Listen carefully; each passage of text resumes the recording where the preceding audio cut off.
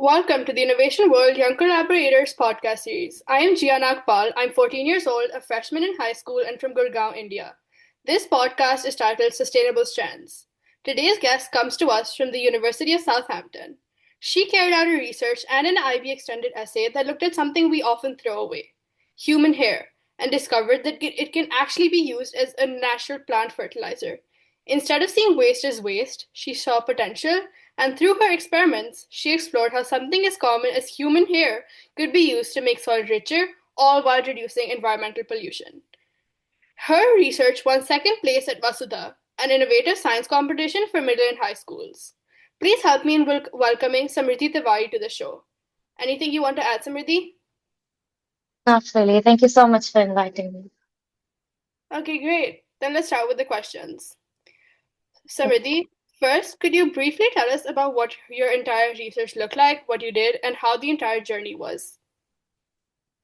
All right, perfect. So I'll start with um, what I did before the project, like how did I really come up to this? So I didn't really start with this idea at all. I only knew the Vasudha competition, which is like a science project for high school, and I really wanted to participate in it, but I really did not have an idea on top of my head.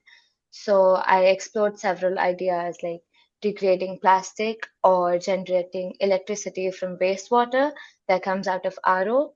And every idea was a dead end, right? And I was so close to giving up, but then I suddenly remembered that I have cut hair in my closet. So that sounds weird, but I am really attached to my hair. And like a week earlier, I had cut my hair. So uh, I just wondered like what I would do if I do not keep it with me. I would throw it, right? And what would others do? They would throw it as well. And hair generally takes months, if not years, to decompose. And that thought just pushed me to um, wonder if there's something better I could do out of it. And with that, I started researching a lot, and I discovered that tons of hairs are discarded globally every year. And after that, I visited a salon and also saw a lot of like a pile of hair just on the floor. And that just strengthened my thought that I have to do something with it. And I researched and discovered that hair is full of protein and it and still be treated like it's something useless. So my curiosity pushed me deeper into understanding its composition and its possibilities. And I tried to make a conditioner out of it, but that failed as well. And eventually, after experiments, it led me to using it as a natural fertilizer, and that's when it finally clicked. Oh, that's really interesting and it's so amazing. And I always love when personal stories often lead to like the most powerful ideas like this one. And it's so Mhm. amazing how inspiration can come from something that's so unexpected, like just seeing hair at a salon. Okay. Okay, Samriddhi, the world wants to know how did you get inspired to work on sustainability, particularly this idea of using human hair as a fertilizer? Was it something you've always been passionate about, or was there like a particular moment or experience that sparked this unique idea? Being a high school student, I always wanted to contribute to the 17 Sustainable Development Goals. I always saw the posters around the schools and I was really inspired. So I tried to take up this journey towards sustainability. And if you're talking about hair in particular, then hair is 80% protein and the main one being keratin. And it's composed of 18 amino acids. Therefore, it is like a rich source of carbon, hydrogen, nitrogen, oxygen, and hydrogen, if I've mentioned sulfur. Yeah. So they're all important for plant growth. And what exactly I did was I took 4 molar concentrations of two different bases, KOH and NaOH, and the 4 molar concentrations were zero point 0.5, 1.5 mole, 1 mole, and 2 moles. And then I try to dissolve 5 grams of hair in each of these solutions. And I waited for a week and I recorded its progress every single day. And then I did Biuret's test on it, which is basically a test of whether protein is present or not. And all of them showed that the protein was present. But we wanted to know which one had the most protein. So we used colorimeter and found out that uh, 1.5 molar and 1 molar had the best protein content in it. Like the protein dissolved pretty well in the solutions. And then we used that as we got 5 different sets, one as normal and the other four for the concentrated ones. And then we took 25 ornamental plants of like same length, and then we cut off the flowers and the buds. And it was treated for months, and data was recorded every single week. For the control ones, we just watered it. We did not add any treatment. Oh wow, that's amazing. That must have taken so much planning and so much patience. And it's so cool how simple school project turned into something with a real world impact. Did you face any challenges throughout the journey? What were they and how did you overcome them? So initially, our plan was to dissolve it into the basic solutions, then extract the keratin out of it, and then add it into the soil. However, when we added acetic acid to extract the keratin, it degraded the keratin so that the Biuret's test resulted negative. So we had to do it all over again, and I had to try different methods for it. So I just um, finally decided to go ahead with the solution, but diluting the solution and then directly adding it into the soil so that it does not affect the pH. Oh wow, that must have been so tough, but it sounds like those challenges actually made your project stronger. Did you ever have a point where you thought it wouldn't work? Uh, Not really, because whenever I had challenges, I would just try to come up with different approaches. And so I never really thought I would never be able to achieve it. That's amazing. It's so great when science just convinces us and just motivates us to keep going and not fail. Did you test your fertilizer against traditional fertilizers? And if so, what were the most interesting differences you had? So I did not really test it against traditional fertilizers.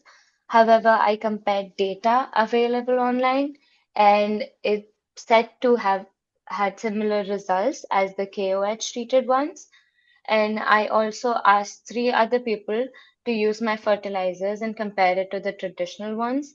And they said that the KOH had the best results, and then would be the traditional fertilizer, and then would be the NaOH treated plants.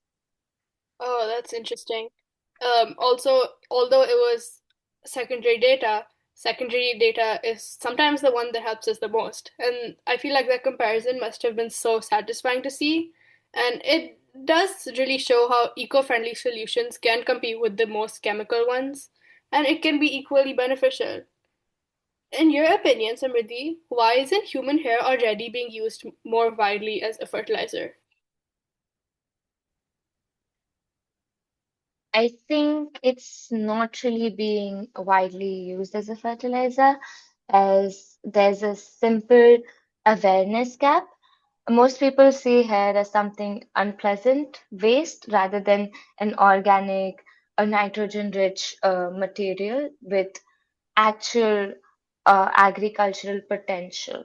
So that would be why. Oh, that makes sense. And sometimes awareness and perception can be big barriers for seeing something so simple. What kind of awareness or support do you think would help sustainable ideas like yours reach more people? Mm, I'd say public education and school level innovation programs like I was a part in, and maybe partnerships with environmental groups would like push adoption. Even simple salon collection drives can make a difference. Yeah, I totally agree. It's often the first bit of awareness or encouragement that helps ideas as amazing as this like take off. And I feel like young innovators like you could be those extremely valuable people to spark this era of sustainability. So thank you so much. Samriddhi, what do you think are the biggest environmental benefits of using human hair in this way? So I think there are many benefits. First would be it reduces landfill waste significantly. It would also lower the dependence we have on chemical fertilizers, and it would also support healthier soil ecosystems. One thing I'd like to add here is that whenever I presented this idea, people usually thought that it would alter the soil pH, but if you dilute it and then you add the fertilizer, I have tried it before the experiment and after the experiment, the pH remains the same.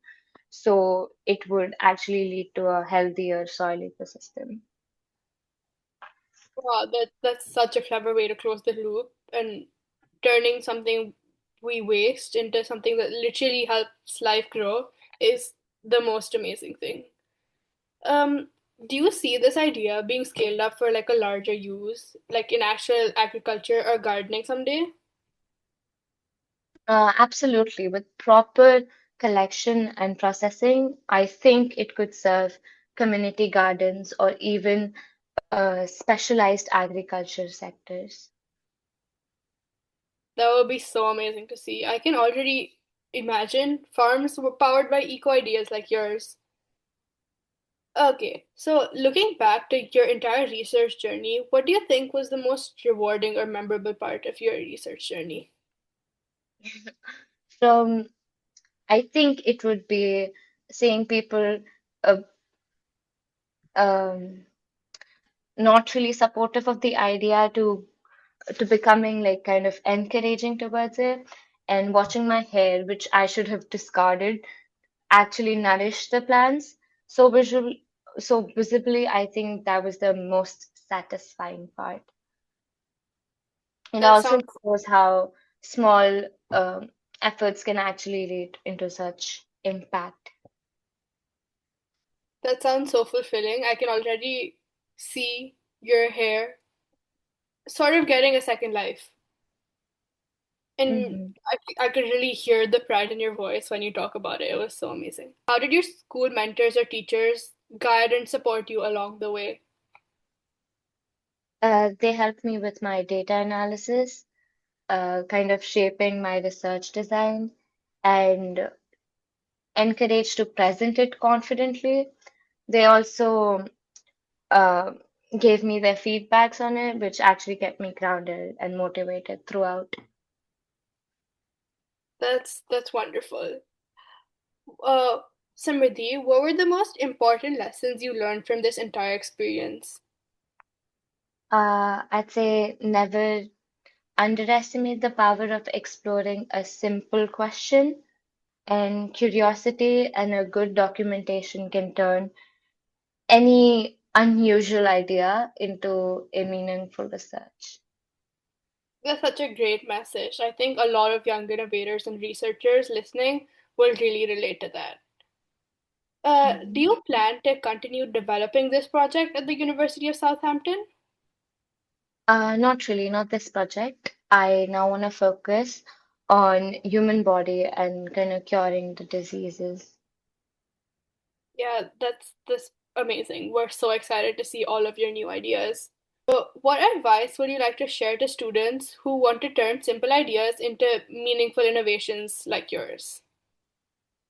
I'd say start with what you have, question everything, and don't wait for the perfect timing. Learn from every single outcome, learn from every single setback, and don't let anybody doubt you. And and always, most importantly, believe in yourself. That's again really inspiring. I think again a lot of young innovators will be really, really motivated by all of your work that you've done. Lastly, if you could describe your entire journey in one word, what do you think it would be? I think I'd say transformative because it changed my perspective on waste, on research, on sustainability, and even on my own capabilities. That's such a beautiful word. It really captures everything we've shared, everything you've shared today, and everything we've talked about. And it was a really good end to this amazing conversation we've had. Thank you so much, and that's a wrap. Unfortunately, now we have to say goodbye. And I know our listening audience has really enjoyed learning about your work, Samriddhi, and thank you for sharing it with us today. Learn about this program and more by visiting innovationworld.org. Thank you for being with the Innovation World Young Collaborators podcast series. You've been listening to Sustainable Strands. Until next time, this is Jiya signing off.